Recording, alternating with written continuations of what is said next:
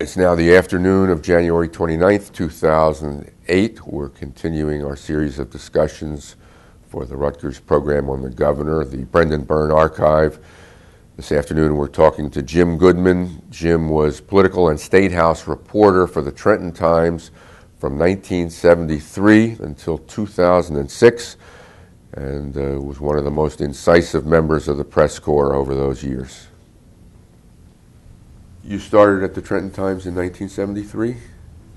No, I started at the Trenton Times in 1961. Oh, right. What did you do before the State House? I covered government, local and state government, almost, and some politics almost from the beginning. But I wasn't like the political reporter or these. I didn't work at the State House, but I would cover state government because Trenton Times is only half a mile from the State House, so that was no big deal. 1961 to 2005, that's 40? 2006. 2006. 40 some years. 45 years. Yeah, I came, I started the first week that John Kennedy started as President of the United States. So you want to put it in that kind of perspective. Wow. First full week. You were kind of the quintessential reporter down there for a while. If you want to say that. You recall your first awareness of who Brendan Byrne even was? Yeah, the New York Times, and I'm sure you've heard this story before, kept writing these stories that people talking about this former Essex County judge who couldn't be bought. And according to the tapes, what were the mafia tapes that were so sensational at the time, which had a lot of Jersey politics on. And I've never actually seen that quote direct. And I think, like a lot of things become history, which are really not history, they're sort of a version of history. And I don't know if that's exactly what they said, but it was close enough, and it was enough to create a groundswell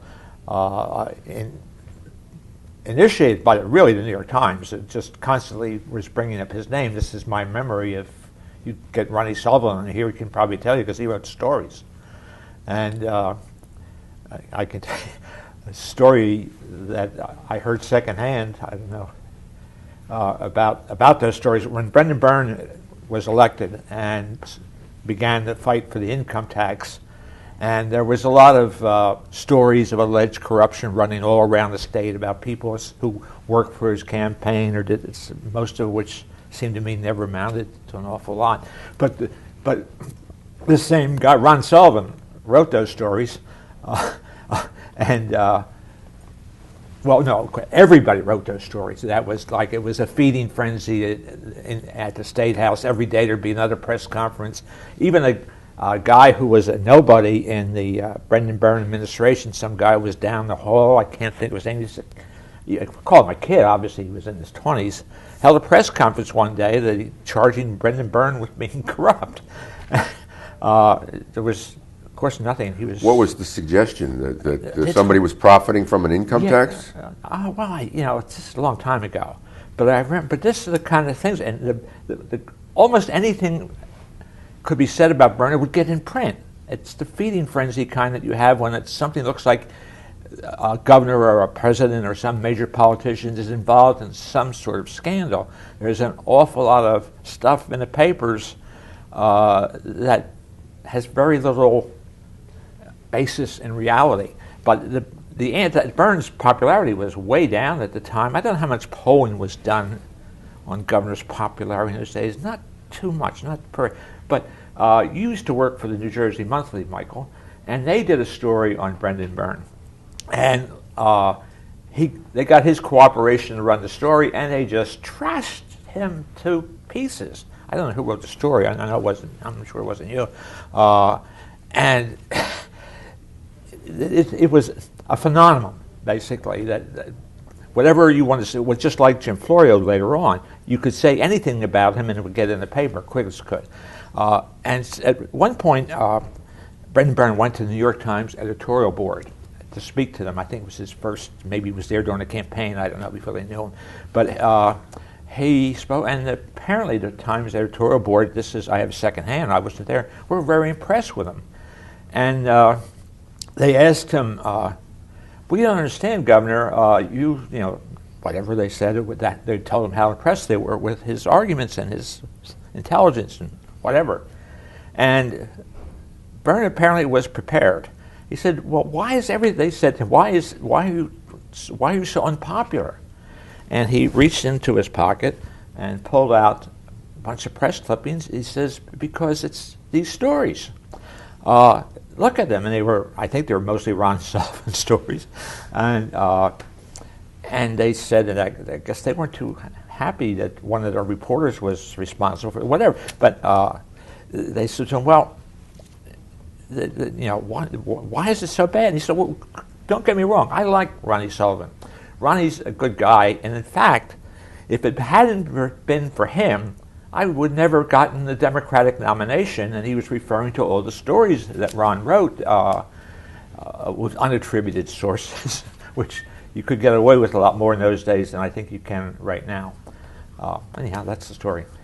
What was the climate in Trenton at the time that would make someone who couldn't be bought so attractive? Well, because it was on the heels of the Cahill administration, the Cahill scandals, and the Nixon Watergate scandals in Washington. And the New Jersey scandals were both parties, not just the Republican Party. It was Cahill was a Republican governor, one-term governor, because of those scandals. They were all fundraising, and the pattern was that you got business or industry to give you your campaign or your political party contributions, and they wrote it off as business tax deductions. And that was the dueling federal and New Jersey investigations. The impetus came from the U.S. Attorney's Office in Newark. Cahill's own Attorney General was unfortunately behind the curve on it, but he did an awful lot in revealing and investigating some of the scandals, but never on the dramatic level where it involved the treasurers and the Paul Sherman was the Secretary of State. And who was the treasurer? Joe McCrane. And there were similar people in the administration of Democrat Dick Hughes for 8 terms who did exactly the same kind of fundraising. But it was illegal, and some people went to jail on it, and some people were fined, but most people got away with it, is my recollection. But in the public, it was a devastating. I think Life magazine one time did a 2 or 3 page, when Life magazine was an important magazine, news magazine, pictures of all the New Jersey officials who were either under indictment or under investigation. So you had a climate of New Jersey being thought of almost everywhere as the most corrupt state in the nation. No one really denied it. And Brendan Byrne, who had been a prosecutor in Essex County, some mob boss was allegedly said he couldn't be bought, and I'm not saying that he could be bought, but it just led. There was a unique guy, and he was removed enough from the political process to be, at that point, be a judge and a former prosecutor. And he's Irish Catholic, good-looking, honest-looking, Princeton graduate from a rather poor Irish Catholic background. Yeah, he was the ideal guy for the time. We spoke to Dick Coffey this morning, who was trying to run for governor that year until Brendan Byrne got the backing of the Hudson County Democrats. Turned over his whole campaign. He put Byrne on the political map. He and the decision of the Hudson County Democrats, Jim Dugan, who I think you're also talking to, there was a meeting on the porch, the back porch, Jim Dugan's back porch. I'm talking secondhand. I'm sure people wrote these stories. That's my recollection. It was where the deal was made. A Hudson County Democratic boss and Dick Coffey, a Mercer County Democratic boss, made this guy who couldn't be bought the Democratic nominee and the governor. Was he a good candidate, as you recall? I think he was. He wasn't. Of course, he was a good candidate. He won by 700-some thousand votes, but he just fit what was needed, and the Republicans came up. Cahill lost in the primary to Charlie Sandman, who was a born loser once he stepped, 1 mile north of Cape May County. A political loser he was, and no one ever believed Charlie, who was an okay guy, but he talked out of the side of his mouth, and he stuck up for Richard Nixon to the end. I guess there once billboards when he ran for re-election in Congress, and he was beat by was it Bill Hughes? What's Hughes? Bill Hughes. Bill Hughes. Yeah, a Democrat beat him in a very Republican district. They had a billboard all through that congressional district, and it was Charlie Sand was on there talking out of the side of his mouth, being the last man standing up for Dick Nixon. He was a disaster. Once he got out of his own district, right, his own congressional district.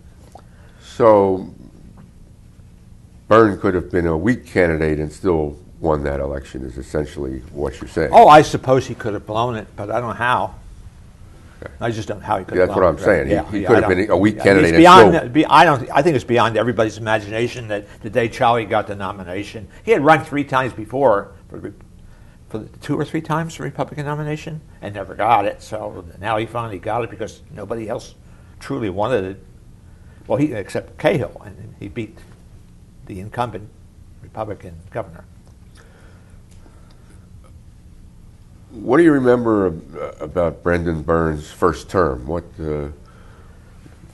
I think when they came in, there was an extraordinary feeling of openness, which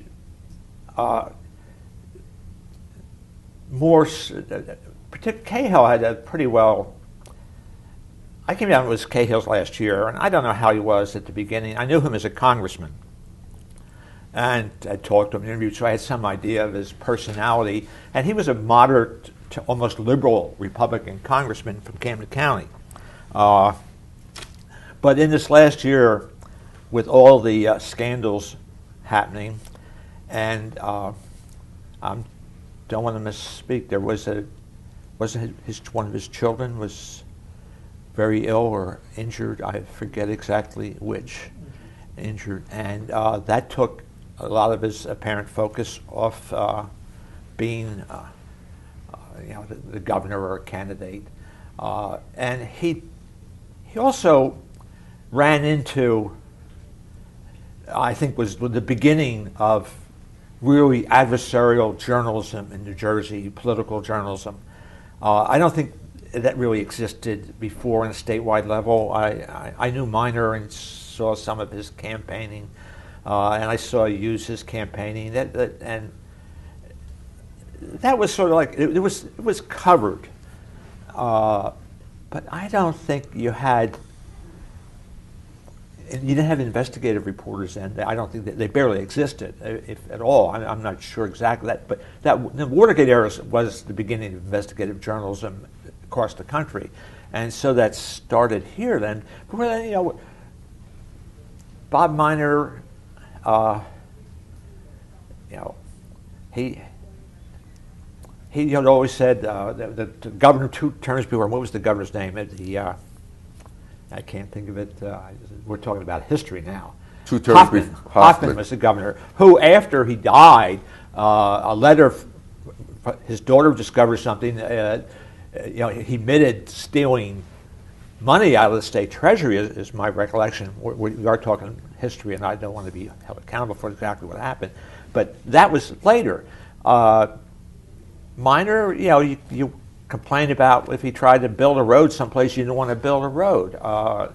This got big-time adversarial journalism started in and around the Watergate era, and it certainly infected the New Jersey campaign, the last 2 years of Cahill's administration, certainly the last year of it, and every administration since then has faced the same kind of problem of that the press is they're not taking your word anymore, or some information that would become public. The information frequently now comes from the press. a lot of the prosecutions in the state begin with newspaper accounts. The income tax, the fight for the income tax, Right. we know from other interviews, was a large part of the first term for Byrne. 3 years. Yeah. Byrne, as a candidate for governor, didn't campaign on hiking the income tax. He was Joe Sullivan, who isn't around anymore. New York Times The New York Times. Was it New York Times then, or the New York News then? I don't know. I'm sure, but anyhow, certainly a esteemed State House or New Jersey reporter, Jersey City reporter, even. I think it was while Byrne was campaigning in Asbury Park on the boardwalk. I wasn't there, so I can't say exactly. I just remember the story. Was asking because everybody assumed there was going to be an income tax. Cahill had gone for an income tax. I mean, every governor knew an income tax had to be passed sooner or later, and so the press would always. And he said to Joe, I think not in the foreseeable future. Right. A term which we've heard many, many times over the last 20 years, I suppose. And so, no sooner do they get in than Dick Leone, I know if you've interviewed him or are going to interview him, was coming out there saying, we have to have an income tax. And they started working on it, and they had a huge majority in both houses of the legislature, but they had to fight within their own party, very brutal inside fighting that dragged it out for 3 years. In hindsight, do you think Byrne should have leveled with the people during that campaign and said, who has? What governor has? I mean, or what president has? Mondale, who didn't get to be president, he was vice president. That's the only one, right? Who? Dick Leone's advice. Oh yeah. Oh, that's right. Dick Leone, who was Byrne's. What would you call it? He was his treasurer, but more than that, he was the brains of the brains of the operation. of the campaign and the early administration. Yeah, and they started saying they had to do it, and then every day the Democrats would have a caucus, this is a Democratic Legislative Caucus, day after day after day, and they'd come out with new figures saying, what kind of a deficit we're going to face, and all of a sudden they were talking about how much they had to raise, and it came, and whether the tax could be. I think the Byrne argument was they would make it. It would not be a new tax in the way of taxing on people. It would be transferring from property tax to income tax, and it would be somehow it wasn't really going to cost. I mean, somebody else can articulate that tax plan better than me, but that was the idea that it wasn't new taxes, which are different taxes and a more fair tax, and it would fund education. Did the press buy into it? I think that there were a lot more newspapers in New Jersey then, and some of the newspapers are very anti-tax at the time. Was it the New York News that printed, or the Passaic Herald News that printed the home telephone numbers of any legislator who would announce that he would or might support an income tax? Well, that stuff works. Who were the key people around Brendan Byrne in those early days? You've mentioned Leone. Anybody else come to mind? Well,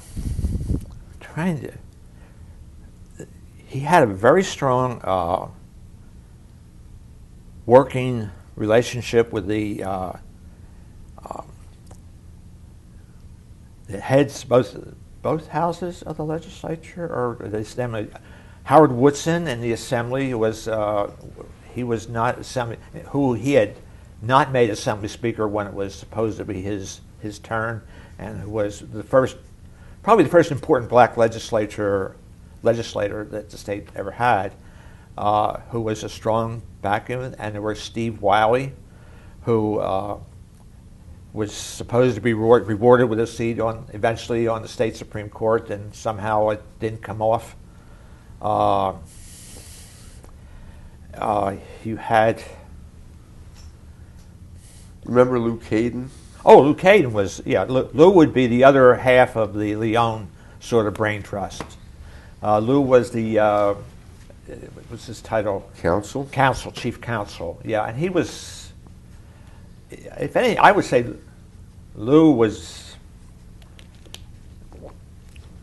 maybe more influential in that house, that administration, than Dick Leone even. Dick Leone had ideas, but I think Lou Caden was the guy with, I mean, hard to say anybody has more brains than Dick Leone because he's a pretty damn smart guy, but Caden was really smart. And a great source for me, I should say. News source. One of the best I ever had. Tell me a little more about that. How that relationship works. You use each other to you and somebody in the governor's office use each other. The one thing about the Byrne administration, I said, it started out was very open. They had a big majority, had a lot of legislators who were never really been there before, and they were open. Dick Leone, I remember the first day of the Byrne administration, they walked in the glass doors, they're outside the governor's, and Dick threw them open, and he said to the press, "Keep these doors open.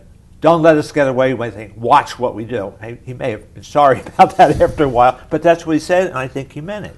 And you had legislators who were some, the legislators and legislators, but there's some are very high idealistic people who were in the legislature at that time, including some Republicans in the opposition were still very high idealistic. How long did that openness last? Well, I don't think there was ever a day that you couldn't get into Byrne's outer office and that you couldn't get to talk. I don't know if that was true for all reporters. It's certainly true for me. I got almost anybody I wanted to talk to in that administration talked to me. The governor? Governor's pretty good, yeah. But and so was Tom Kane when he was a little more closed, but almost as open as Brendan. Leone and Caden, what were they like to work with from a press standpoint? Well,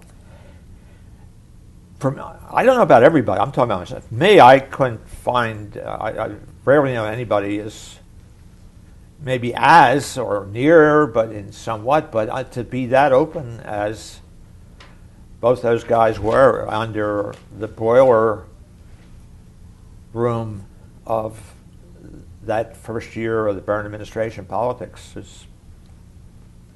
You don't get that now. I'm not. Now is John Corzine. I know nothing about how he operates his office. I'm retired. But you didn't get it under McGreevy, and you didn't get it under. And some people in Florio's were good. Florio was very good as far as to talk to. Right. I think we're getting a little. It's all right. Flabby. It's here. all right. Right.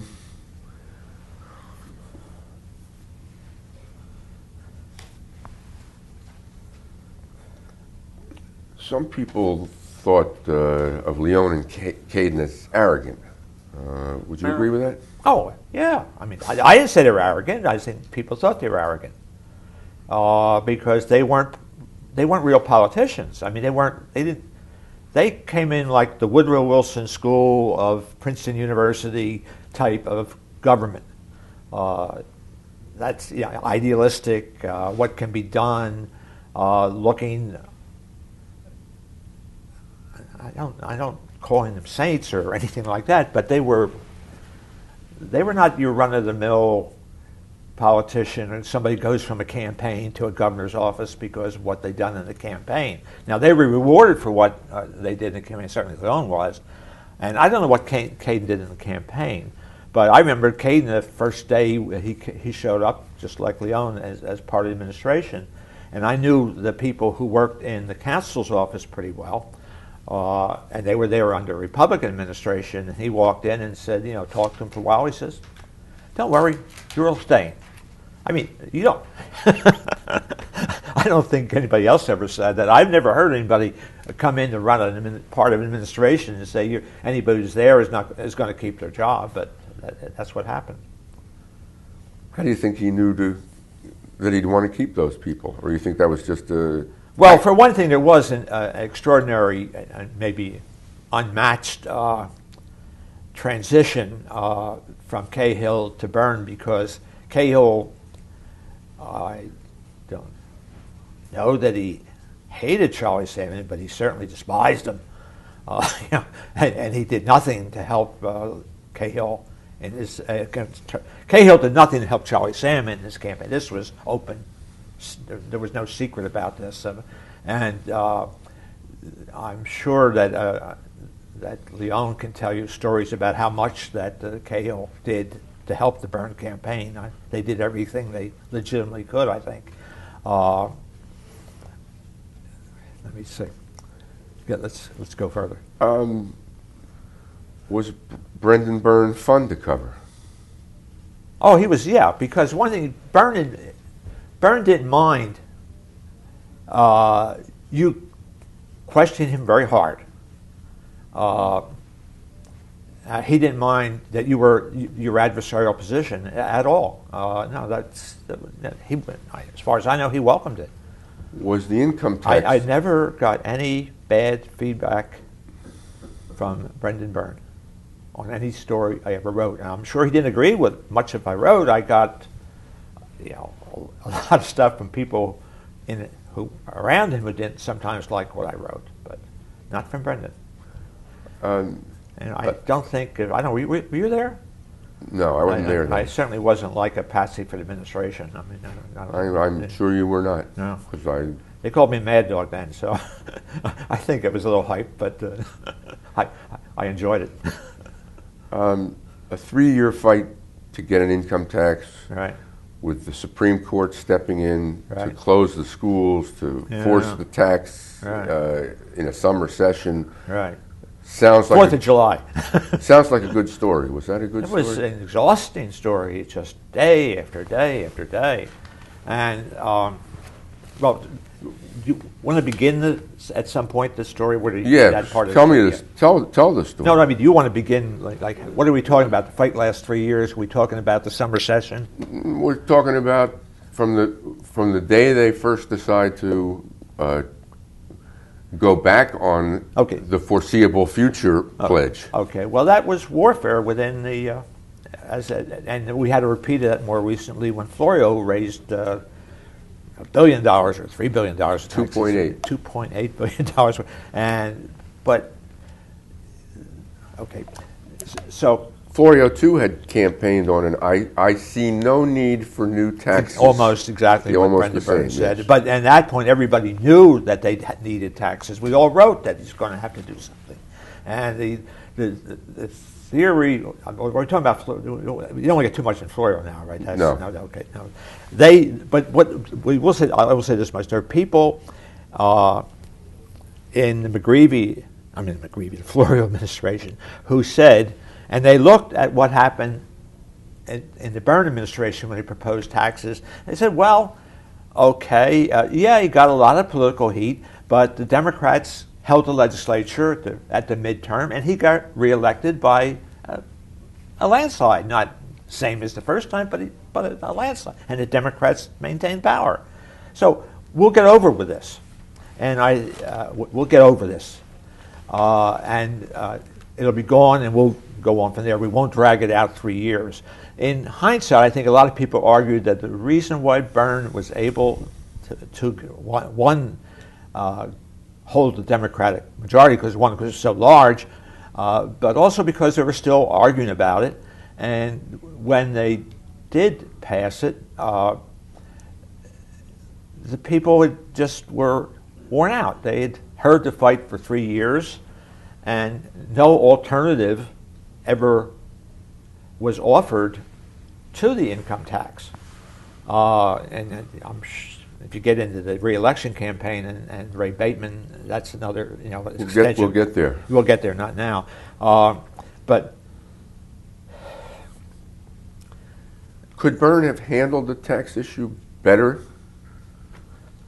I don't think anybody thought he handled it well, but in fact, in retrospect, he did. I mean, looking at Florio, he did it right. He made the people eventually get it. I mean, he stuck there. It helped that he had this sort of like he put his chin out and said, "Okay, I'll take your punches and I'll fight back," and he did. Was he a fighter, Byrne? Oh, yeah. I mean, one of his State of the State or his this was a special session of the legislature on the tax, or forget, these things run together. But at one point he told the Democratic legislature, you got to pay us this tax, it's your duty, and quoting Muhammad Ali, you can run but you can't hide. It's,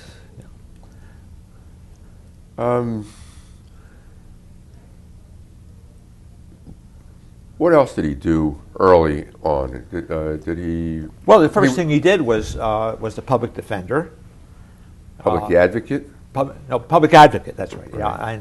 Yeah, and the second thing he did was I'm thinking like a long important thing he did was the Gubernatorial Finance Act, which was supposed to end the corruption that destroyed the Cahill administration. The campaign, it put state money, $2 of state money behind every dollar of publicly raised money by the candidates, right? And for a long time, basically was the sole financing, or 80-90% of all financing was done through taxpayers' dollars. Did he have the? And he tried to extend that to the legislature, but that he couldn't get done. Did he? Did he strike you as a reformer? Oh, he was. Yeah, sure. Yeah, he took on his own political party to an extent that I don't think any other governor has, including Florio. He took his own party on, and he was able to fight with his own party, and at least as far as I could see, not doing it in a grudging way. He took criticism from Democrats that was really tough. And it had a knockdown, drag-out fight with Jimmy Dugan, who was a Hudson County state senator, chairman of the State Senate Judiciary Committee, and powerful. He wasn't Senate president, was he? I'm not sure. He became at one point Senate president. No, but he was a powerful element in the Senate Democratic caucus, and that was knockdown, a fight that never actually ended. And I think we were talking today. The Coffee said that they've made up in their old age, but it was difficult. I mean, there were shouting matches in the Senate, in the governor's office. But was Byrne a good speaker? He was always criticized as not being a good speaker or not being an effective speaker. But, he made his points. So, I mean, the rhetorical flourishes of, say, like somebody Obama, no one ever did it in New Jersey. I can't think of a governor who was an extraordinary speaker. None of them particularly good. I say none of them exceptional, but Byrne was. I mean, he didn't duck issues. He didn't just. I'm sure sometimes he did, but quite often he went right to the heart of issues. How was he at press conferences? Adversarial. He accepted the role of the press. I mean, some of his press conferences were pretty, and they were often. So they were heated. How often? Just routinely held press conference. I know it was one a week or something like that. Cahill had held, in his last year in office, had held hardly any press conferences. and this was part I'm open, and he was almost always available. You could sit outside, the governor's office has a public area where press conferences are held, and off that are some of the offices for aides to the governor.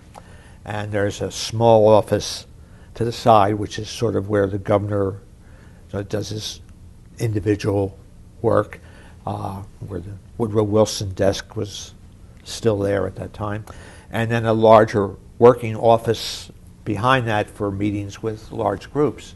And the press, I certainly did many times, was in that area when there were meetings going on in that larger private governor's office, and you could hear emotions being raised inside. Can't do that today. And you could interview anybody who went in and out of the governor's office. It's hard to do. I don't know about now, but it's been hard to do for some time. And Christie Whitman really clamped down on anything like that. They claimed it was under threat of because of threats to the governor's life or whatever. And certainly today that probably is something you have to think about. But then it was very clear she didn't want to deal anymore, and she had to with the press. How were Byrne's relations with the legislature?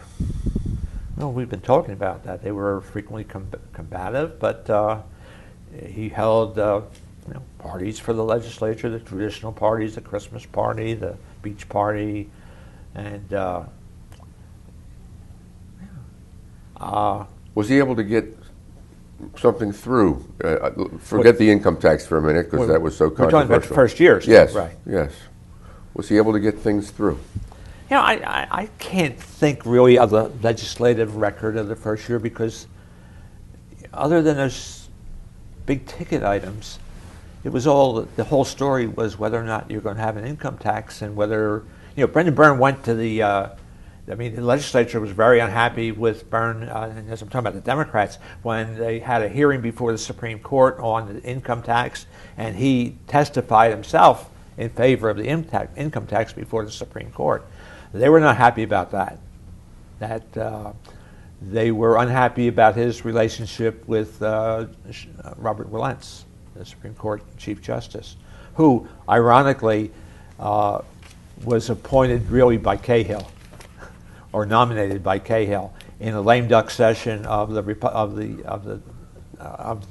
Cahill administration. Although at that point, I think one or two houses, at least one house, was Republican, one house was Democrat.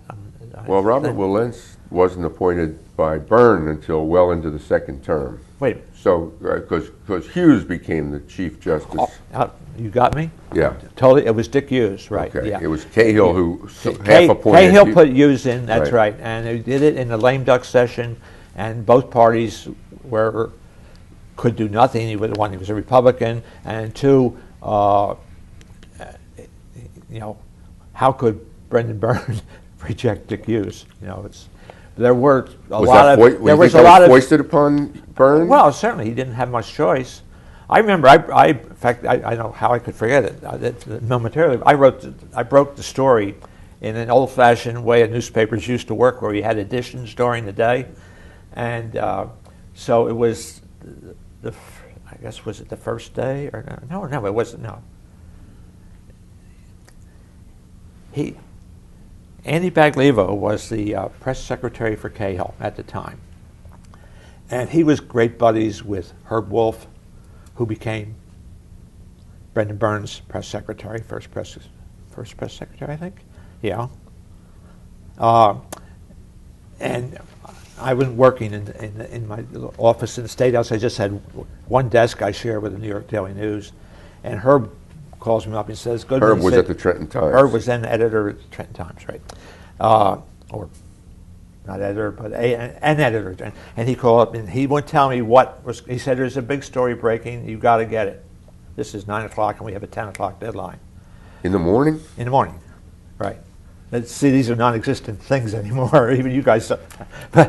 And I said, okay, what are you talking about? How am I going to get a story? I'm not going to walk in the chaos. You got to get the story. It's a big story. You got to get it. Okay. So then he says, well, at least try Andy Baglivo. Andy's a veteran, one of the best reporters over a long time in the State House press corps, and he's working for Kay all the time. So I go to Andy and I put him up against the wall, almost like this. What's going on? And I can't tell you. Well, what do you mean you can't tell you? Why you can't tell me? It's going to be all public in an hour or so. He says, okay, if you wrote a story saying that Bill Cahill was going to nominate Dick Hughes to be Supreme Court Chief Justice, you'd be safe, or something like that. So, and meanwhile, I'm in an office with two competing newspapers, and I had to go back, and I'm right on deadline. I'm going like this, and you don't remember John McLaughlin, right? Sure. And John was for the Daily News. Goodman, what the hell are you doing? So I told him. I could not do it. It was such an incredible story at the time. At least we thought it was incredible, but that's how things worked.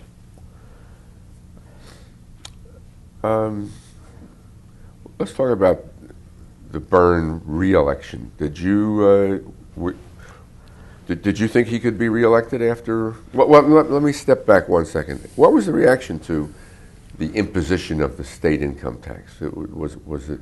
Well, the Republicans were, this is over. We got it. And Byrne's one-term Byrne. And everybody in his administration is, except John Degnan.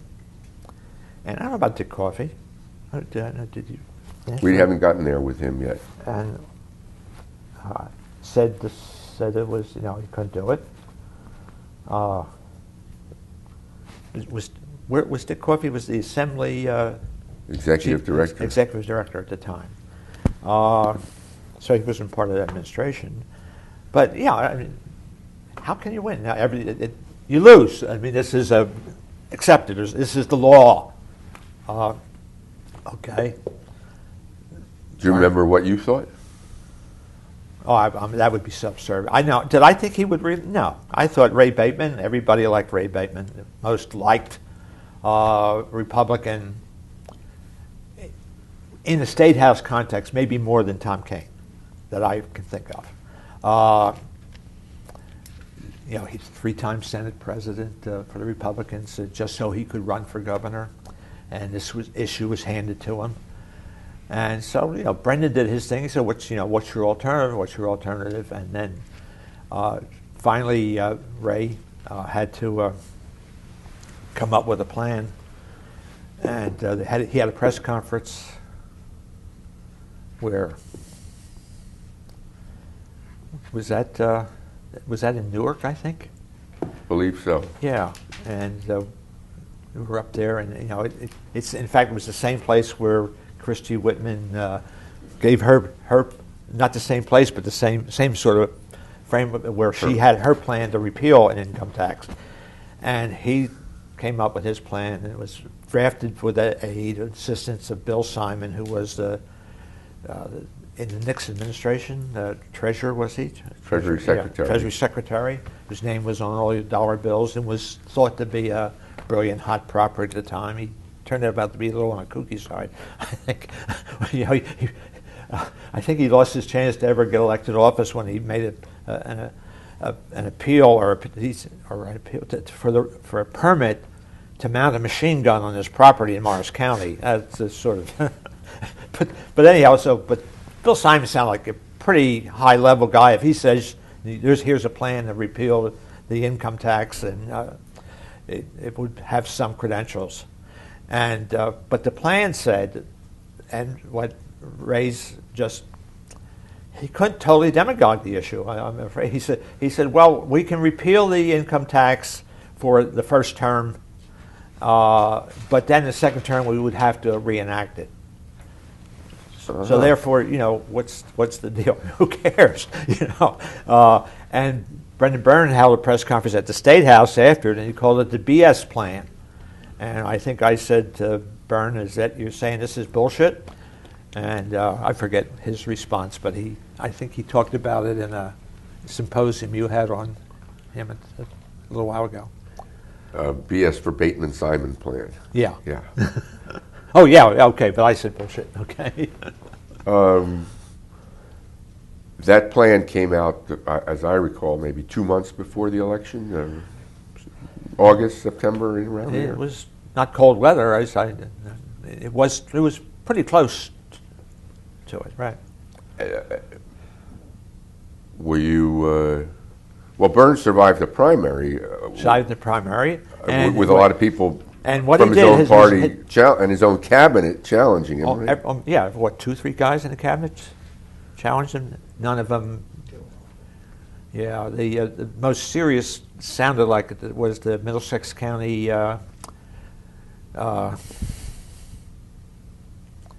can't say that was what. Joe Oh, Joe Hop? No, but it was. Bill Hamilton? No. It was his treasurer. No. Oh, Don Land? No. Oh, Don Land was one. Joe Hoffman was labor secretary. Labor secretary. And, well, maybe I'm wrong. Okay. But, yeah, and the only person I think was... Bob Rowe was the most serious. Okay, Bob Rowe, because he was a sitting congressman, right? Was seen, But they had 7 people in the primary, and with 28% of the vote, I think it was, my recollection, he won. Okay. So he was helped by a large field. Oh, yeah, if it had been maybe a 2-person race, he would have a hard time winning, I would think, yeah. All right, so now we're into the general election campaign. Bateman and Byrne. Right. Any other recollections of that campaign? Well, Ray didn't seem to have, a little bit like Bill Bradley, he wanted to be governor and didn't want to fight tooth and nails to get it. Byrne has put his labor secretary, what's from Camden County. Not his labor secretary. He made labor secretary. The guy from Camden County was a state senator. Yeah. Bill Highland. No, not Bill Highland. No.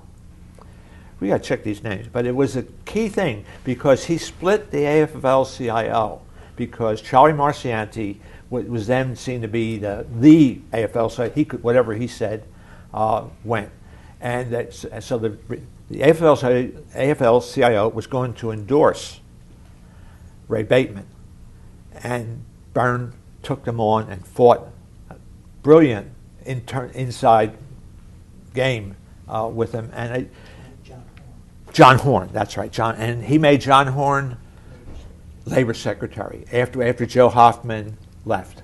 Okay, that was it, and that split the labor movement down the middle. And I covered that AFL-CIO convention, and I'm telling you, that was out of the movies. No one knew what was going to happen, and some of those labor people were not very gentle in their physical approach to issues. And at one point, I think Charlie was running the convention. Obviously he was in charge. And I saw like 3 or 4 guys who looked like this come from the back of the room. And they looked like they were about to do some mean business. And Charlie, in a brilliant, absolutely one of the most brilliant, instant way of turning a situation, somehow turned them around and they just sat down.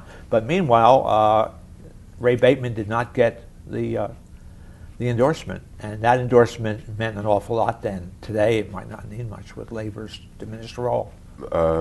I went to... Brendan Byrne didn't get it either? It went to nobody? It didn't go to anybody, yeah. Uh-huh. It didn't have I think they needed a 75% majority, and Charlie brought in to count people the way labor works.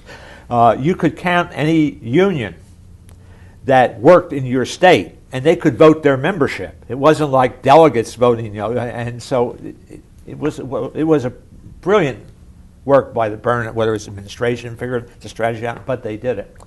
And another point, I think it was the first debate that Ray and Brendan had. It was in Atlantic City, and I think Byrne only used one TV commercial in that campaign, right?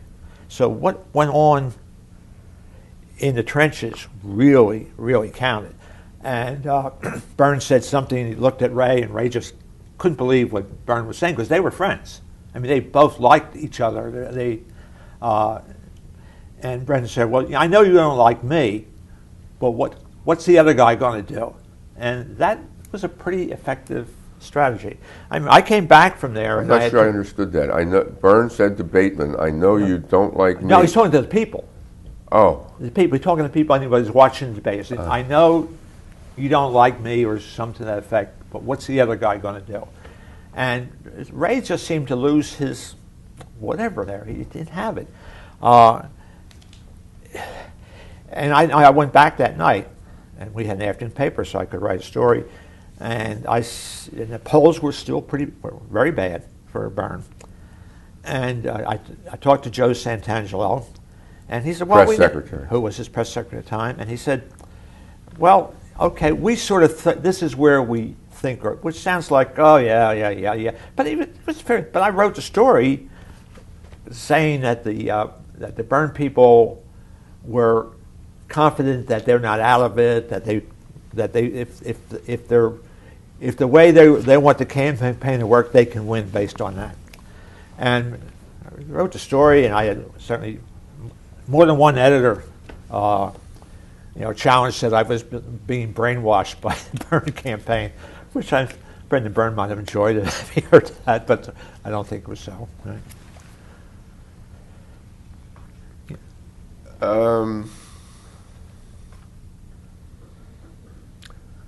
much influence do you think the press coverage of and editorial positions had in changing the public's attitude toward the tax and Byrne's Well, re-election? when Byrne re-elected, he ran was that the commercial where he ran, which he pointed out how many newspapers had endorsed his viewpoints? I think that might have been the one commercial. We're talking a long time ago. So the content of individual stories, I don't think they have a lot of impact on campaigns then or now. I think the overall effect of the coverage and how the campaigns and the parties candidates react to it has a lot to do with it. I think, just in the last week, look how things turned against the Clintons because of a couple of statements made by former President Bill Clinton. I think that had a lot to do with it. But Byrne took it. He campaigned at every place he could in the state. And there was no place he wouldn't go, even where he wasn't welcomed or barely welcomed. You would go to a city and I'd fly with him in his chopper, and he'd land, and there'd be hardly anybody there to greet him. He'd go through a Democratic-controlled city hall, and you might think he was a citizen walking in to check on his real estate license or something. And even the labor unions, which appeared to have endorsed him. There was one, I forget whether it was Patterson, near Patterson. I spent an awful lot of time on that campaign. And what I used to try to do was, instead of staying with the candidate all day, and he made so many stops you could do this, I would pick out 2 or 3 stops and try to go to a campaign appearance and get there an hour before the candidate, and then stay afterwards, and just talk to people.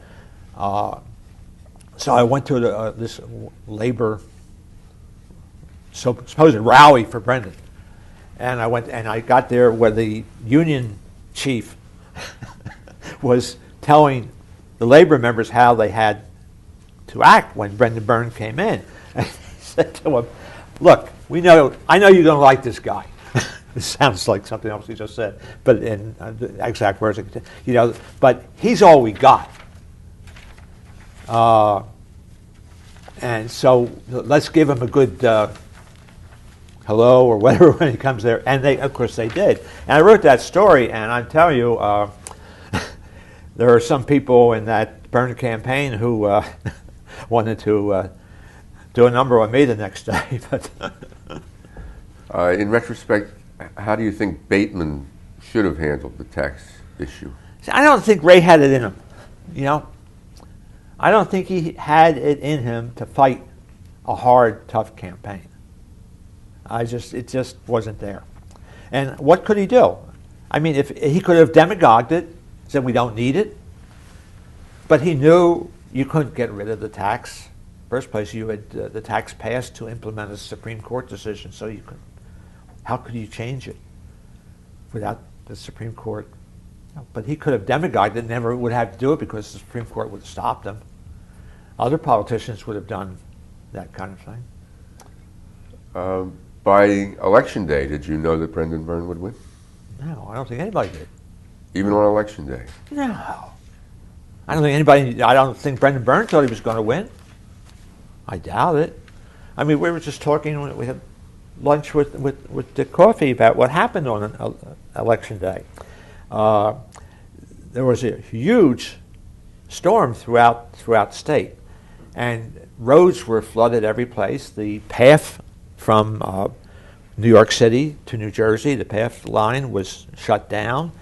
They were talking about getting people from place to place I think in Jersey City, where it's very hilly, with rowboats.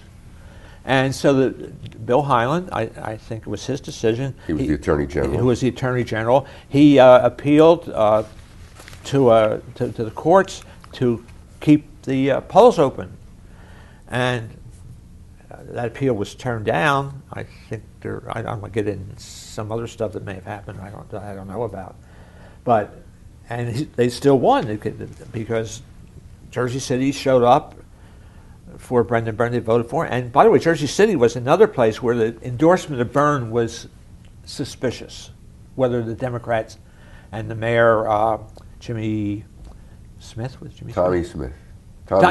yeah, right. Whether he really was endorsing him or not, because I went to one rally for Byrne in Jersey City, and it was one of these things where they had a little rally at Journal Square, and then you got in cars and buses, and you went around at different stops in Jersey City, and there's hardly anybody at any of these places. So you thought this as a Jersey City endorsement where they endorse you, but they don't really work for you. But he carried Jersey City, and the other part is Bergen County, which was the strongest thing going for, and that became known for Byrne during the campaign, was Bergen County, a huge population county. And they actually benefited from the tax because they were already paying it to New York because they worked in New York, so many people. So they were for it. And Byrne one of the smartest things he did, he went to the PATH station in Bergen County, and I think he did quite often, and met the commuters as they were coming home.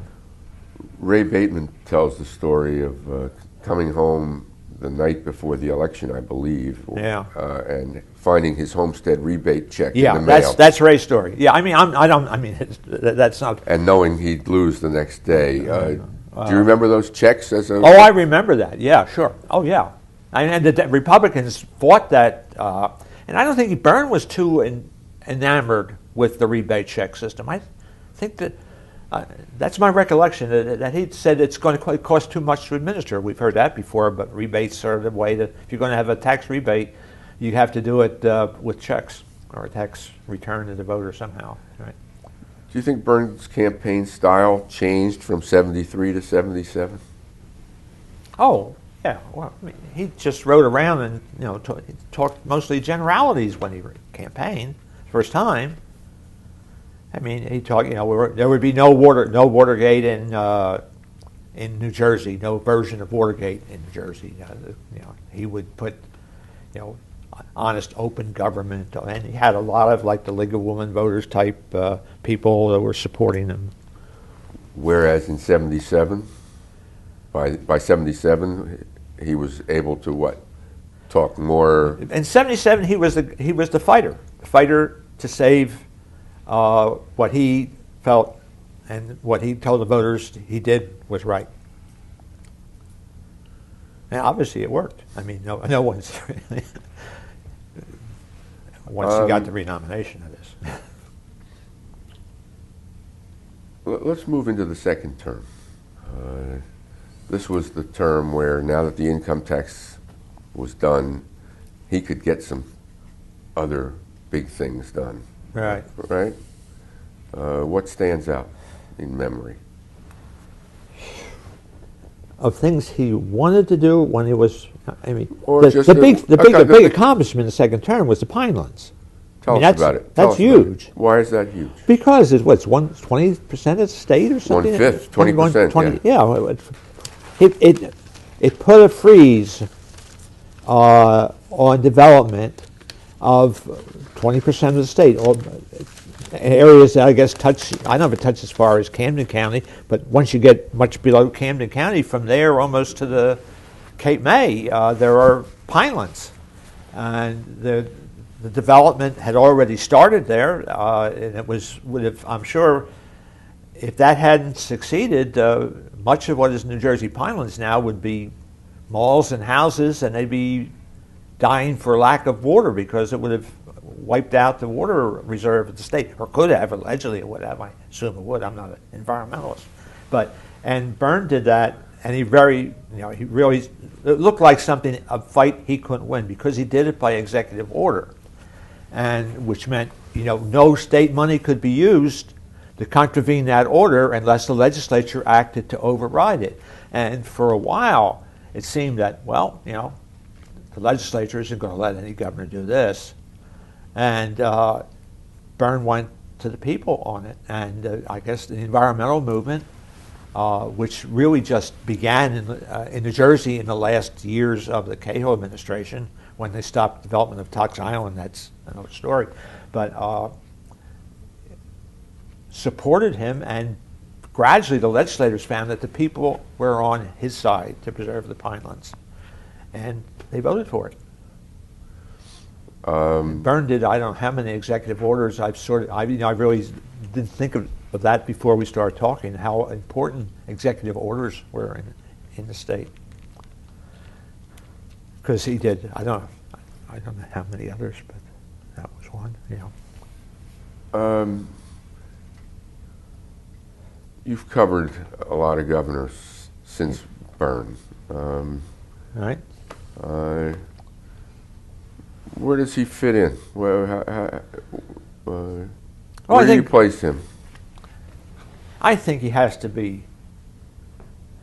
I would think he has to be different. Number one, because Hughes was a very good governor in a lot of ways, and he took New Jersey government out of the 19th century and brought it in and made it much more modern, and brought in a much more professional style of management and experts to deal with the state's problems. He was tied, and was a deep part, and defended the political system as it was, the way party politics worked, and the county chairman worked, and they could control their delegations, and so you got things done. And Dick Hughes thought he got things done by making deals with the power brokers, whether a Republican or Democrat. So Wayne Dumont in Hunterdon County, or what was the guy who used to be in Atlantic County, was the big, most powerful guy? Hap Farley. Hap Farley. That even though you're different, we could go in the back room and we could talk about, we could find a way to do what had to be done for the state, and that worked for things unless you got into taxes. Then you move to the corruption of the political fundraising system, and you replace it with, at least for the gubernatorial campaigns, with state financing. So you take the power of local officials to control elections.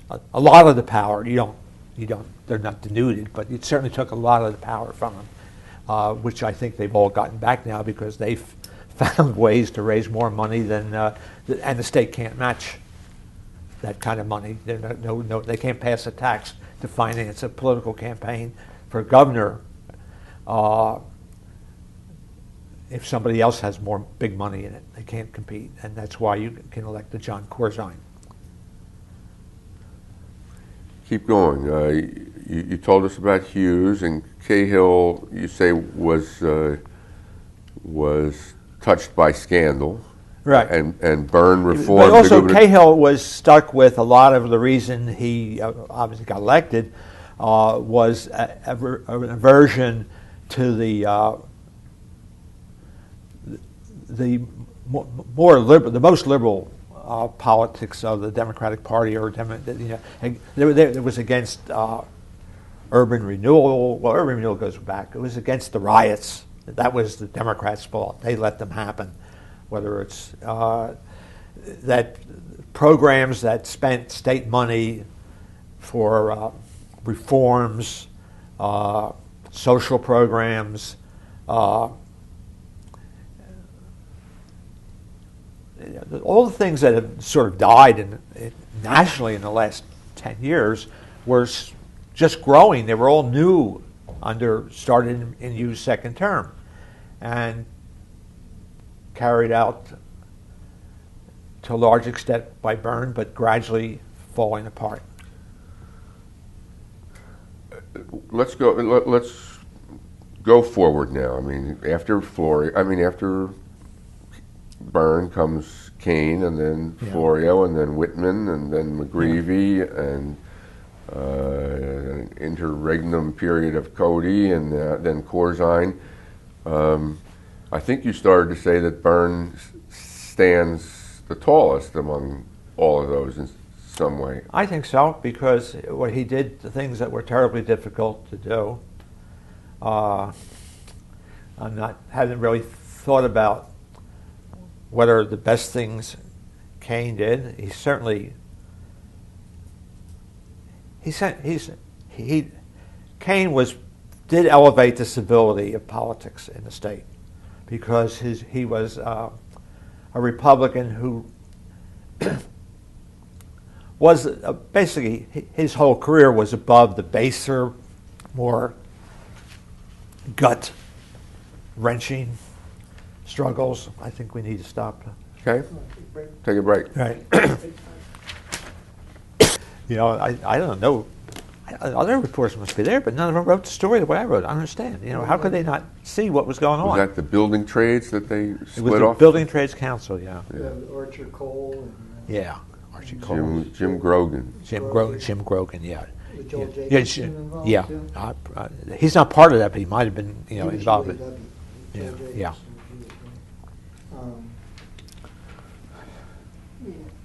I had to introduce Joel once at a conference, and I asked him, I had his resume, but I said, Joel, what'd you really do for the labor movement? He said, I was the tire slasher. He said he was small but quick. So when they had a strike and the trucks would come out from the plant, he would run alongside the truck and slash its tires, and then would quickly run away. He said that was his job. The old days. Remember when the 3 Mile Island? Oh, I was involved in 3 Yeah. Mile. It was, they're all good.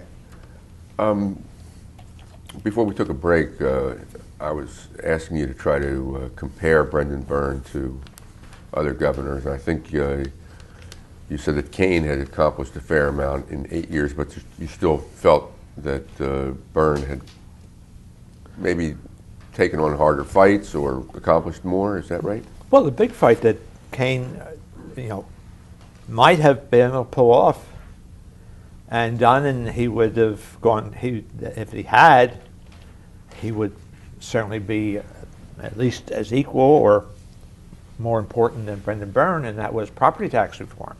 He got elected by, a huge landslide.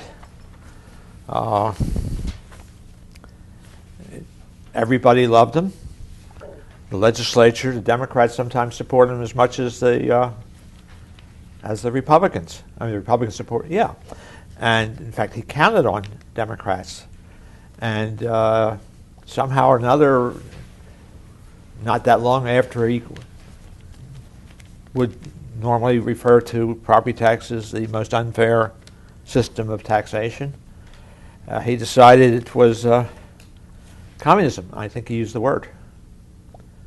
Okay. Even some of Keynes' most loyal people think that he should have done it. Florio, compared to Byrne? Oh, I don't know how. Well, as I think I said before, the Florio people, the ones, and I knew them very well, and talked to them as much off the record as, for what they really were doing and why they were doing it as any administration. They really thought they could pull it off, that they could ride out the reaction. And how, you think of it, how could they ever write out a $3 billion tax plan when it took Brendan Byrne 3 years to get $800 million? And the attack methods of politics are so much more powerful now than they were when Brendan Byrne was around. How could they do it? And the fights were, I think, within the legislature were fierce, but there were also, there were within the assembly, there were a few people who said there was an idea that the original idea with Florio was you pass one tax, and then when that gets over, you pass another tax, like $1 billion, and then maybe the second term or the end of the first term, you do the rest. And some of the Assembly Democrats said, no, if we're going to do that big a tax package, we do it once and get it over with. And so Florio accepted that. The intoxication of an election victory is, affects anybody who gets elected by that big a majority, no matter which party they belong to. It may not be affecting, of course, John Corzine was so, with the accident, it's hard to figure out what he would have done early on,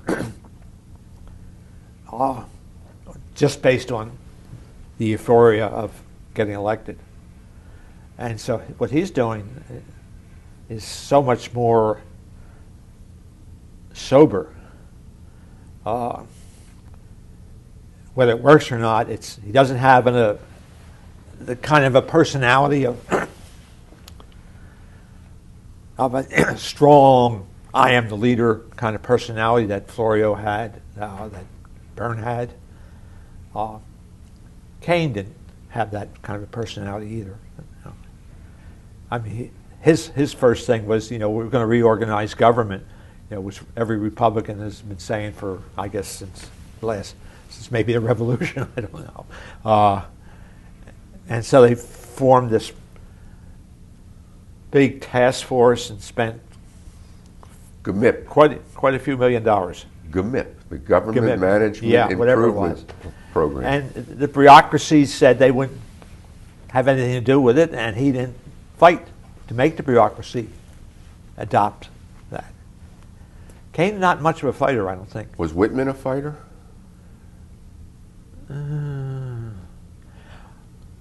No. And what's I mean, Whitman could be pretty tough sometimes, but what's school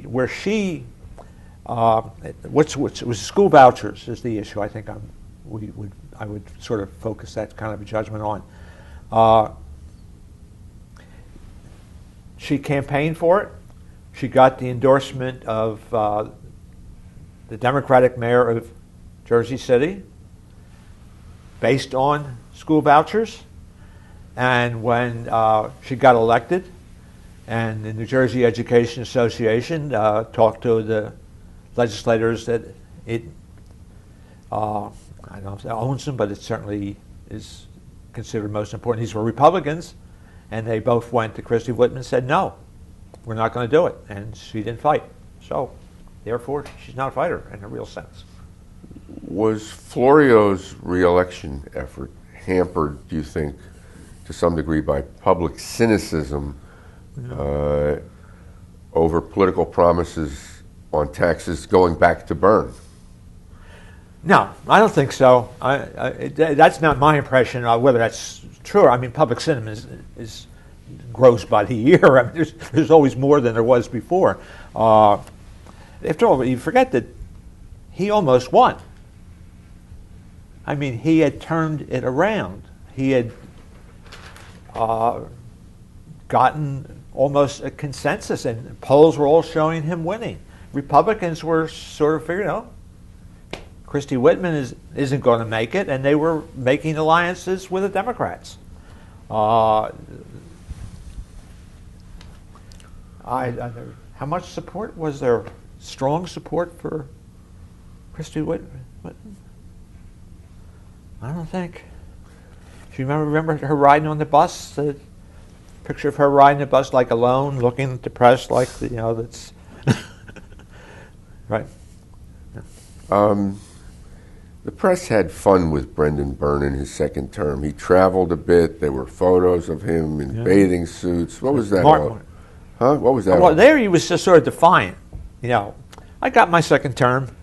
I'm going to have some fun. So, he traveled more, and it's.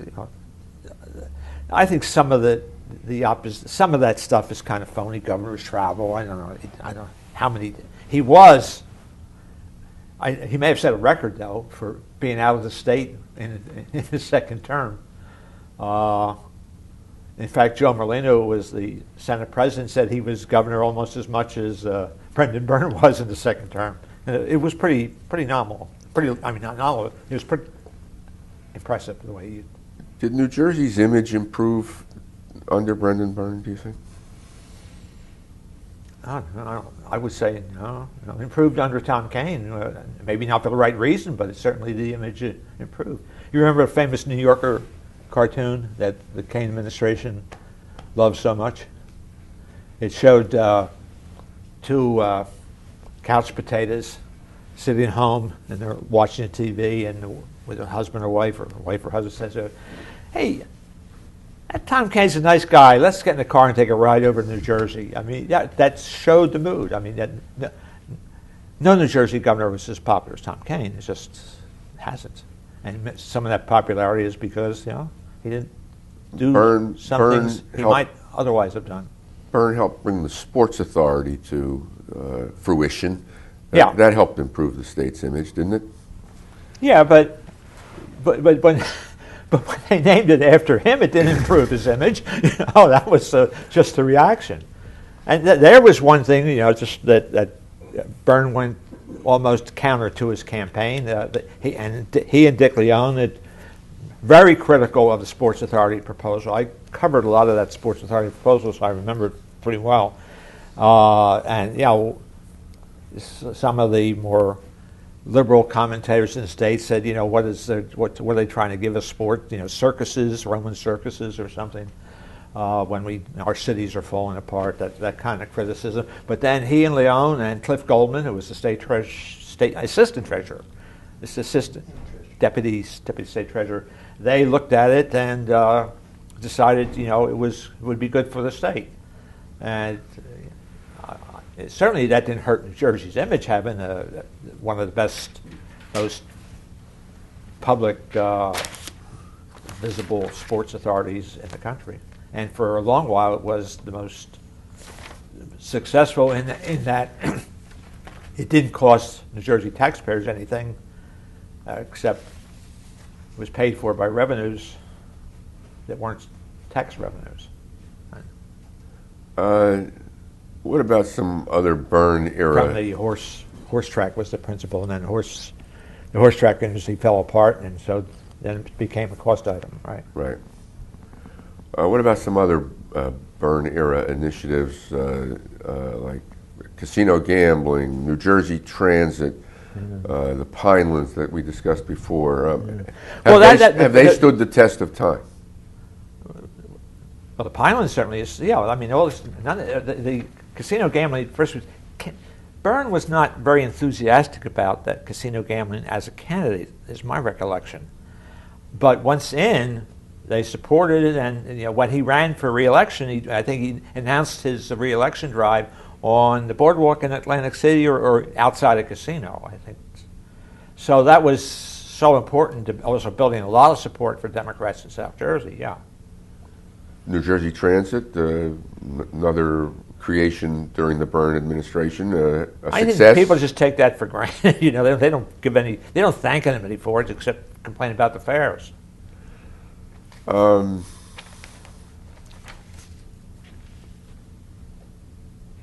When you started in Trenton in 1961, Right. State House was a very quiet place. was it? Very quiet. There was nothing going on in the State House in summer. I remember the first year I went down and did a story on the shrubbery at Morven, and I went down there was nobody there. I forget who the guy who was the manager of the state facilities. He had his little office in the State House, and in fact he had a little bar there, and he took me up to Morven and showed me around, wrote a story. What were the major newspapers in New Jersey back then? The major newspaper would be the New York News, now defunct and more or less taken over as far as an entity by the Star Ledger. But What other papers counted? the Bergen Record was a relatively new newspaper then. It was started out from scratch. It hadn't been. The Camden Courier was an important newspaper. The Passaic Herald News they had two papers in Passaic County, didn't they? Passaic Herald News and there were a lot of very small newspapers, and at the State House, basically the State House Press Corps were usually they had been senior reporters in their local papers, and they were sent down there as sort of a reward, a little prestige, and they were frequently very closely tied. And I don't mean this as an indictment generally, but a lot of them were tied to covering their own legislators, and so they would write stories about their legislators. It was free advertising for the legislature, right? The Trenton Times was a key paper, yes? Yeah, oh yeah, and so was the Trentonian. Both always had strong State House coverage and competed very lively with each other for influence at the State House. That's long gone. Asbury Park Press? Back in 61? No, they weren't a big State House paper, I don't think. I guess they covered the State House, but I don't know I don't recall an image of they counted. Courier Post counted more than Camden Courier Post counted more than Asbury Counted a Park lot Press. then, yes, right. New York Times, New York Daily News, Philadelphia Inquirer, Philadelphia Bulletin. Yeah, they covered, but no, the New York Times had like one guy covered New Jersey.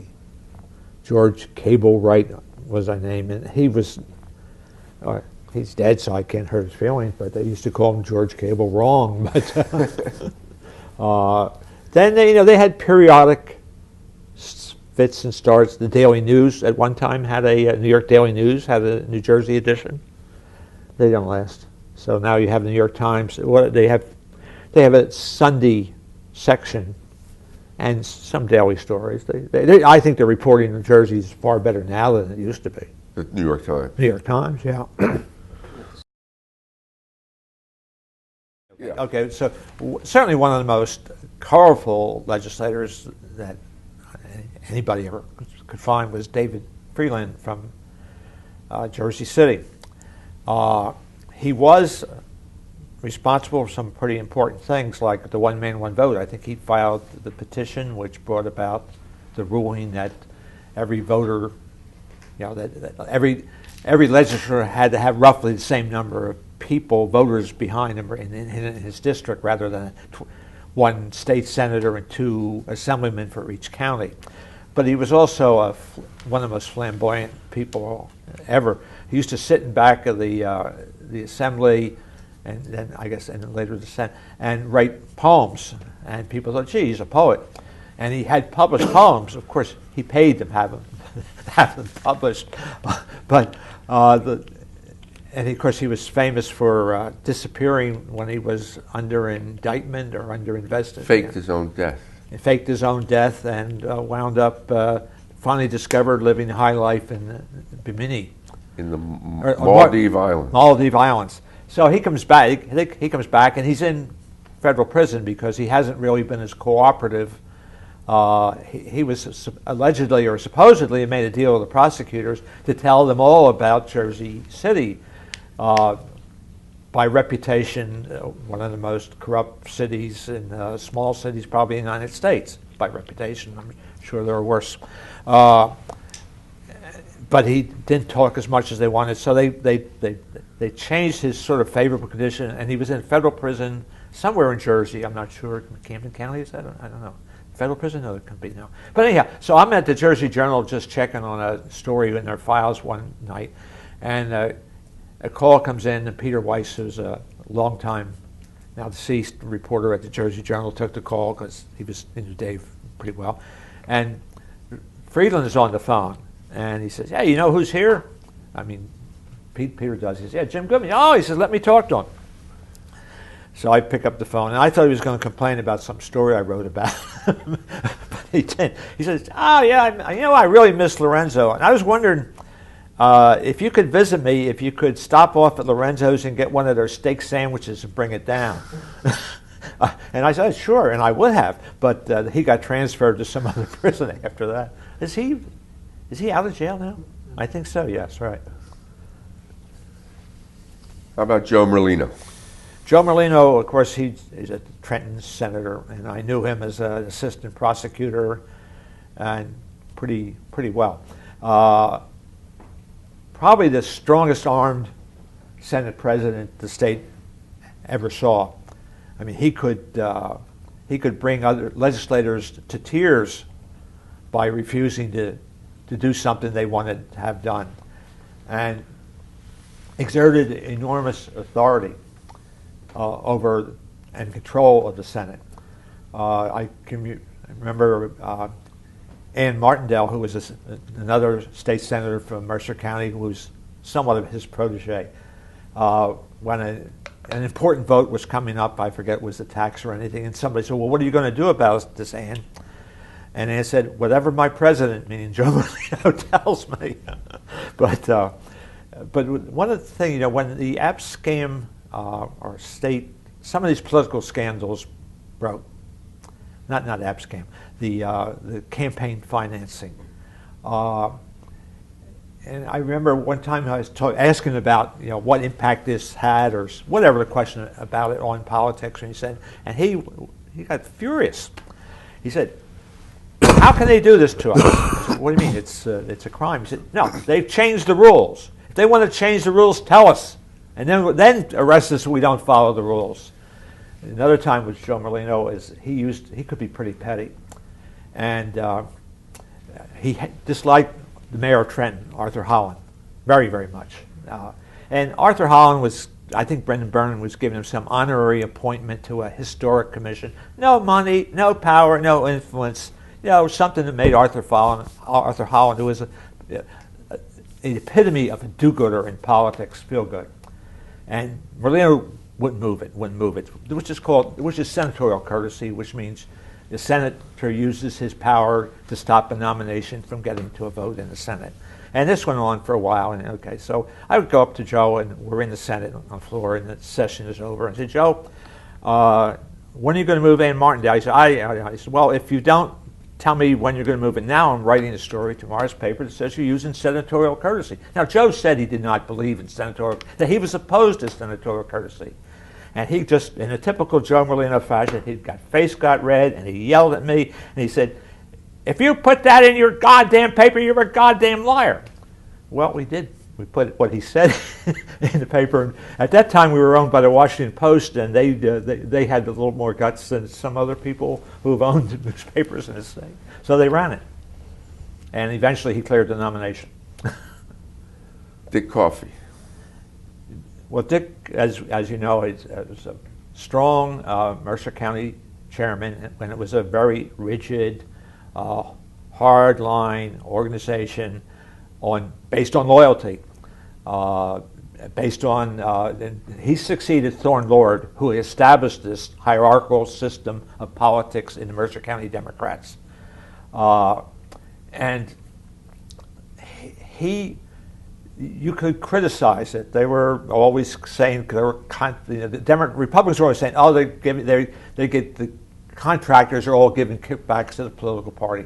Well, this was common in the whole state. It wasn't Mercer County, but what Dick Coffey did, and more so even than Thorne Lord. Thorne Lord was respected in the White House as a Democratic leader for New Jersey. Is they imposed not just loyalty, but a system where you had to give representation to people groups that could not win their power on the ballot. Blacks. The first black legislator elected in Mercer County was S. Howard Woodson, who was a minister and a Trenton City councilman. That wouldn't happen then, certainly, in an open Democratic primary. The party said who could run and who couldn't run, and until Woodson got that appointment or that nomination and got elected, Trenton and Hamilton, suburban Hamilton Township, were one district. The Hamilton voters didn't want a Trenton politician representing them.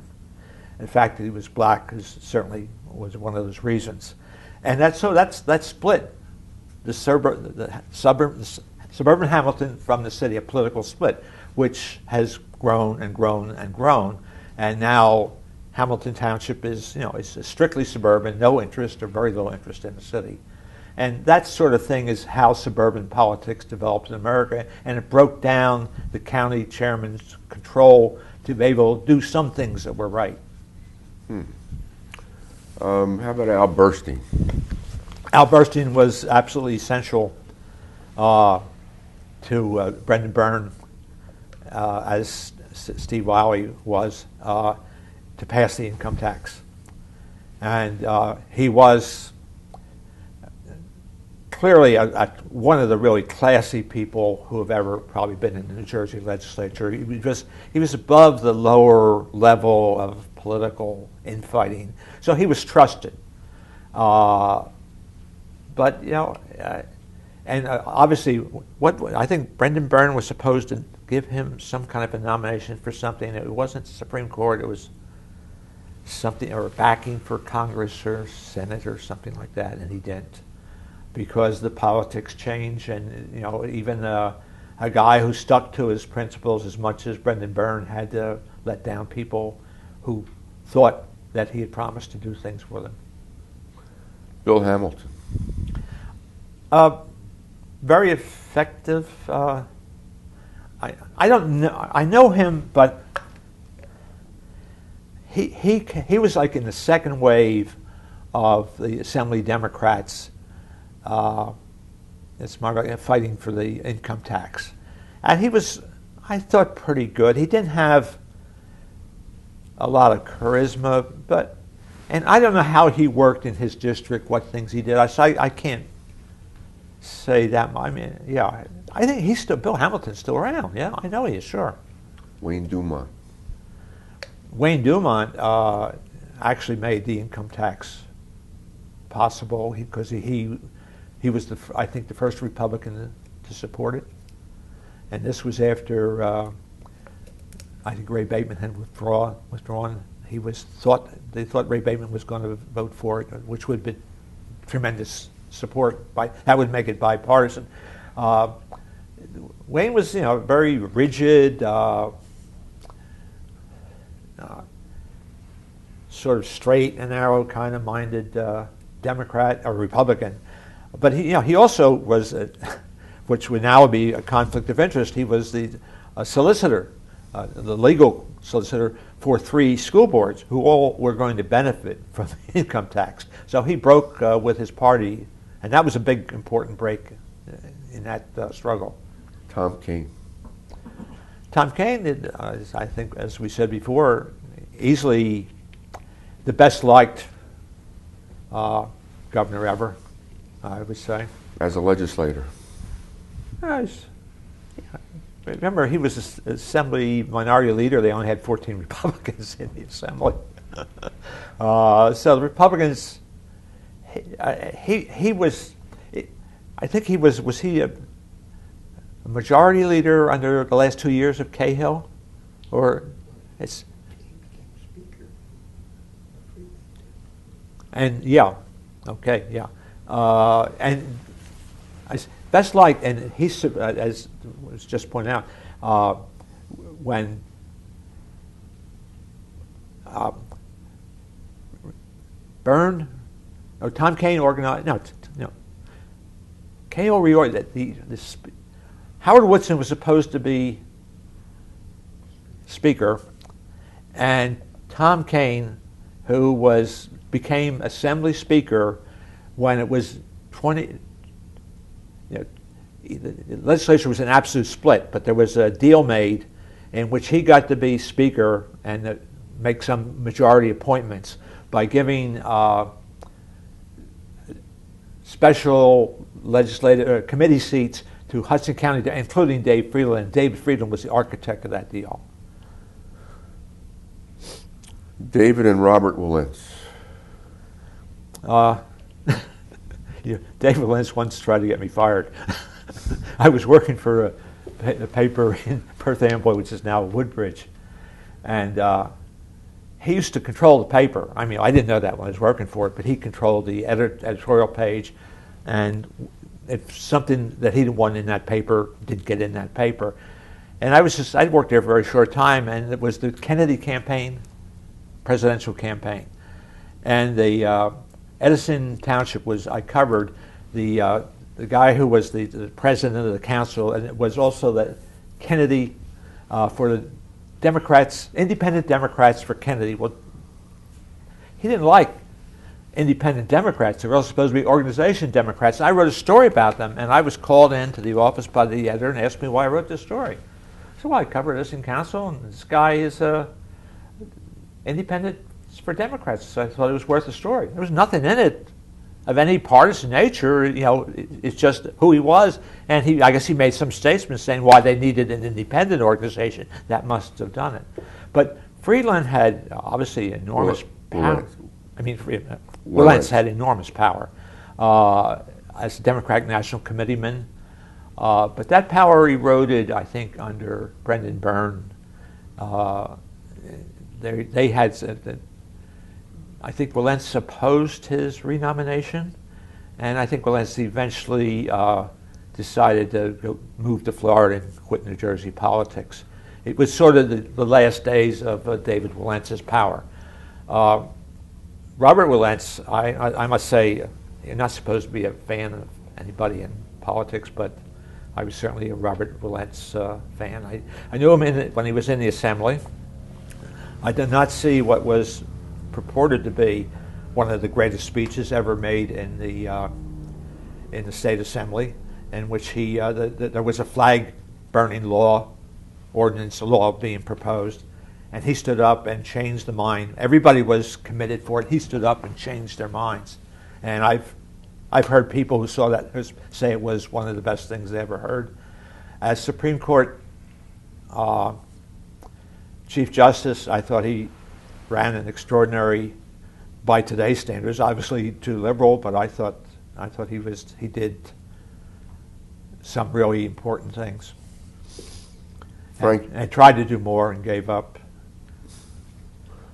Well, he did Mount Laurel affordable housing ruling. Yeah. He did Abbott versus Burke school funding. I interviewed. I'm thinking now of Dave Wilentz that before he was, I think, renominated, and the school, the Mount Laurel decision was one of the things that he was most criticized for, interfering with local zoning.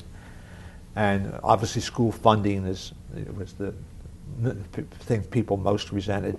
But I interviewed him, and he would say, yeah, I did these things that weren't popular, but they were in the law, and they were in the Constitution. And I want now for the legislature to solve these problems. The legislature refuses. What am I supposed to do? Ignore them? At that time, their paper was owned by a company I wish I had never heard of, and some stupid editor, no longer around, thank God, cut that interview like in 1/3, and it was. I'm not claiming credit for writing an extraordinary story.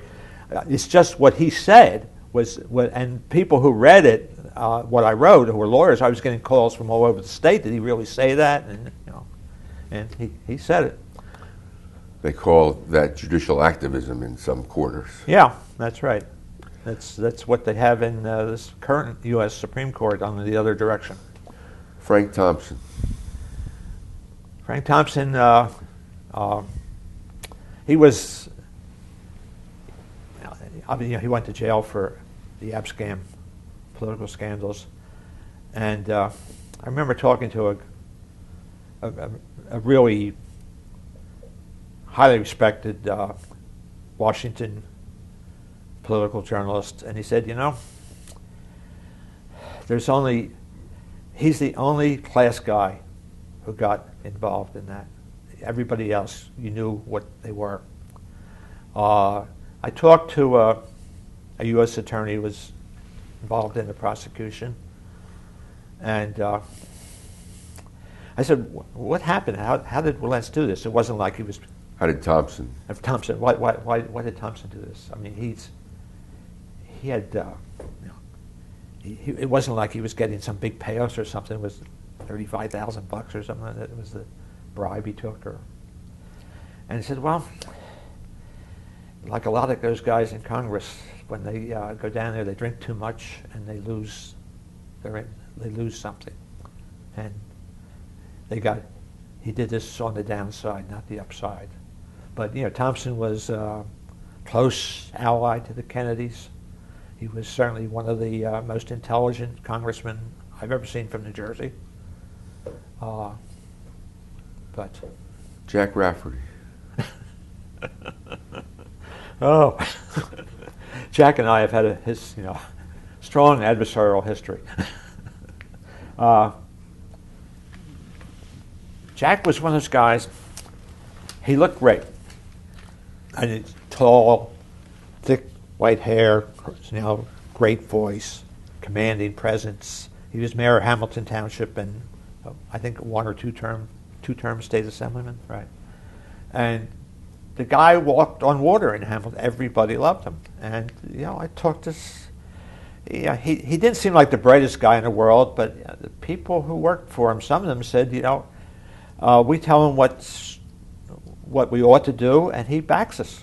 So, and an extraordinarily successful politician. Then he came to the assembly, and he just could not operate.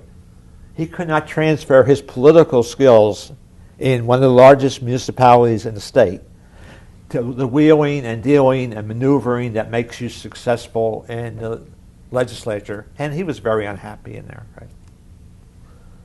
John Degnan. Oh, John used to read my columns in the first year of the Byrne administration. He was probably the lowest ranking guy or one of the lowest ranking lawyers in that administration as he started out. He later became chief counsel. And Attorney General. And a candidate for governor, right? So he didn't know what was going on, and that's a pretty small administration, the Byrne administration, but he still didn't know anything was going on. So he would read a little inside column I wrote about who said what and things that other papers didn't have. And grew, and obviously Byrne kind of respected, obviously did respect him, and he was the only guy who said to Byrne, "Run. If you don't run, you'll never live it down, something to that effect. You know, what you're a one-term governor. What's that? So he ran, and he was rewarded by making attorney general. And he tried to run for governor, not too successful. I remember talking to John about a few months after he left office, and he was in private practice, and I called him about referencing something. I said, well, how's it doing? He said, well, you know, there you were a couple of months ago, sitting in the office next to the governor, deciding every important problem facing the state. Now you go to private practice, and you're making money, and you're going to real estate closings. Now, Degman's practice has escalated since then. I don't think he goes to real estate closings, but it tells you, it sort of tells you why people get in politics. So you'd think, would say, why bother? Ken Gewurz. Ken Gewurz of the famous Atlantic City chorus girls, right?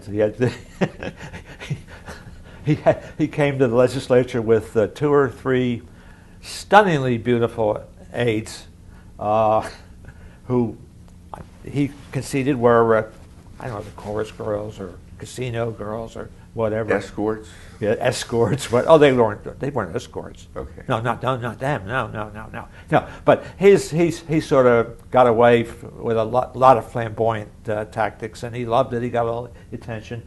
But then he was gambling in Atlantic City one time, and he had 2 or 3 prostitutes engaged for a session in a hotel room, and they stole his watch, and he and reported it to police. That takes chutzpah and not too much brains.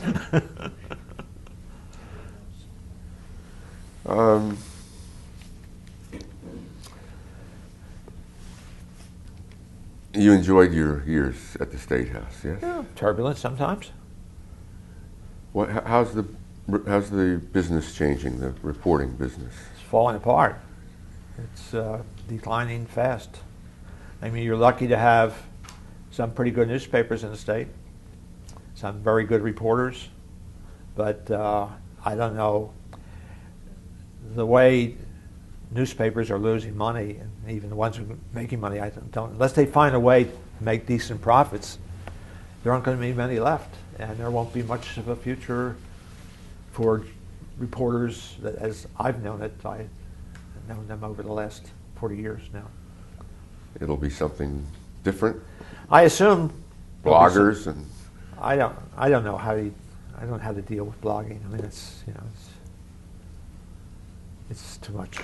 That blogging is for insiders. It's not just for. I don't know how you're going to get news of detail that people ought to know about their governments. I mean, maybe we have a lot more and better local newspapers, and really like maybe once or twice a week papers. They may have a better market and lower costs, but they're not going to be able to pay the kind of money that you're going to get top-notch reporters and writers. Sometimes the politicians speak of the press as an equal, the fourth estate, an equal opportunity basher or something like that? No, an equal counterweight to the political class. Did you see it that way? Well, I mean, isn't that what they are? I mean, that's what it's supposed to be, aren't they? I'm asking you. Well, I mean, that's the business of a newspaper, is to be a counterweight to what government is or what is going on. Are the press people as important to the process as the political people? I don't know how I don't know how government's going to work if newspapers either find some way to stay in business or find some other way to get information to people. I mean, I don't.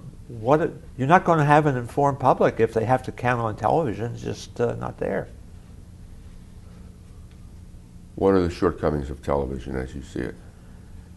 Well, you can't afford to be dull. I mean, I'm not saying. Can you in a newspaper? Yeah. I mean, there's a lot of dull stuff in newspapers that people read that they wouldn't watch on television. I mean, even this,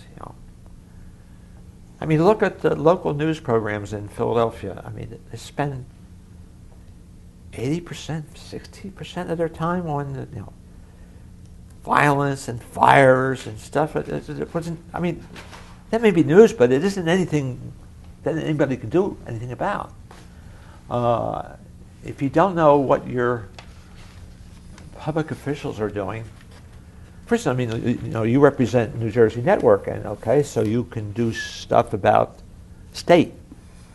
And sometimes when there's something really interesting local, but you can't do it regular. I mean, you can't do the stuff that a newspaper does, and I don't see anywhere that information is going to come from. Do you think that the quality of people in elected office and in the bureaucracy is better or worse today than it was when you started It's out? probably.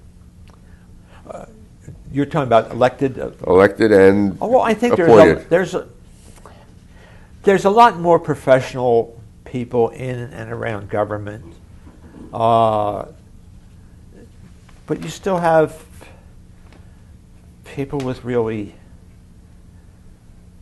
I'll say or do anything to either to get elected or to. We don't care whether it's hurting somebody. It's good politics. We'll do it anyhow. There's an awful lot of that. I mean, what is flag burning law about? To punish somebody for doing something stupid that nobody's then doing anyhow unless they base a law against it, and maybe they'll violate it. Why do you do that? Why, I mean, the fight over abortion, which is certainly one of the biggest issues in America right now. I don't think anybody's going to ever completely outlaw abortion, but what you get down to is a fight over regulating abortion, and then the people, and many of the people who are anti-abortion, are willing to hurt people who may have more need for abortion than those people who are going to be able to get it without any problem. It's the nastiness of politics that doesn't get any better and may be getting worse. Before we close, let's hear a little about your upbringing and how you got into newspapering. Where were you born? Where was I born? Yeah. I was born in Philadelphia. Small family, large family? I was adopted at age 4. Just, parents, right? What did your parents do? My father drove a dry cleaning truck, and they were both born, they both came up in the Depression. They were out of school. They went, I don't know if they finished grade school, high school. Oh, grade school, not high school, yeah. And where did you go to high school? School in Hatboro, Pennsylvania. Public school? Yeah. Did you go to college? No. Did you go right into newspapering after high school? I drove a dry cleaning truck like my father for a year. And how did you get into newspapering? Well, I had worked, like covering sports or other stuff for newspapers even when I was in high school. So it's the only thing I thought I might do for a living. You're probably one of the last of the Trenton press corps who didn't have a college degree, right? It's very unusual for people to get in this business anymore. But it used to be very common. Newspapers in America, in their heyday, were, I don't know what the percentage was, I'm not, but an awful lot, particularly in my knowledge in New York and this general area, were heavily dependent on Catholics who were discriminated against in many businesses, and in college admissions, and Jews who had a hard time getting in colleges. I mean, that stuff went on until, 30 years ago? But when I was starting a newspaper, most of the people I knew didn't go to college. Yeah. The college education was a product of the GI Bill of World War II. All of a sudden you had a supply of people who had college degrees and needed jobs. Is New Jersey a good state to be a journalist in? Oh, it's sure. It's an interesting state, yeah. And it's small enough that you get fairly well known in a fairly large part of the state if you're a little bit prominent. Can you think of other places that would be more interesting to cover?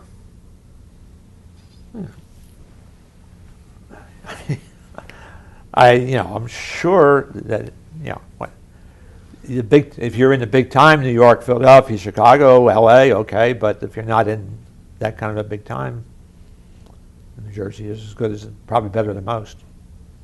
Let's leave it there. Okay.